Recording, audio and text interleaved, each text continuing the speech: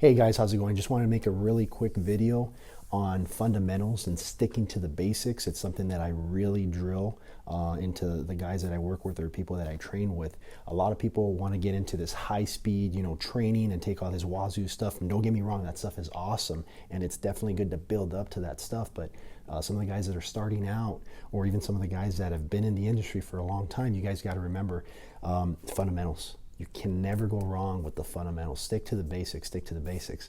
Like I said, I drill that stuff home with a lot of teams that I work with. So I kind of wanted to put this quick video together on some of the three main fundamentals that I kind of conjured up. And like I said, this is not a complete list, but it's just something to work off of. The first and foremost is be aware of your surroundings. I can't say this enough. I don't want to see people distracted on their phone or social media or not paying attention to their surroundings, or definitely not falling asleep on your shift or something silly like that.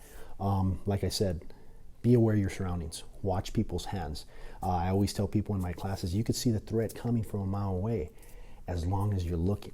As long as you're looking out for the anomalies, anything out of the ordinary, or just, that bad guy behavior and whatnot. Number two would be know your post. Definitely be aware of your protocols, procedures on what to do. The last thing you want is to allow a person into your post that's not supposed to be there, or they needed to be escorted, or things like that. So whether it's checking ID badges, or it's whether searching people before they enter a facility, or a certain sign in, sign out type clearance, make sure that you know your protocols and you're actually sticking to them. Number three would be have a plan.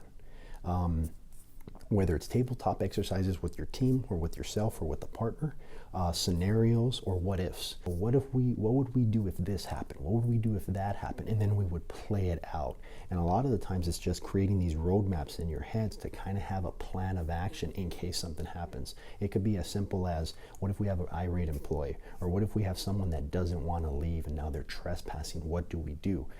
Go back to protocol, and then how are we going to carry that out? But like I said, have a plan, even for the worst case. What if someone shows up and guess what? They have a gun. Have a plan of action, so when you're presented with the situation, you're not just like a deer with headlights, not knowing what to do.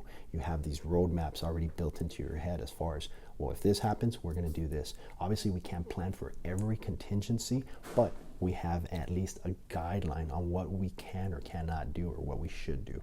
But other than that, guys, remember, stick to the basics. You can't go wrong with the fundamentals. Remember to refresh your team members and yourself about them. And other than that, stay safe, guys. Thank you. You listen hard. Stick to the basics. Stick to the basics. Stick to the basics.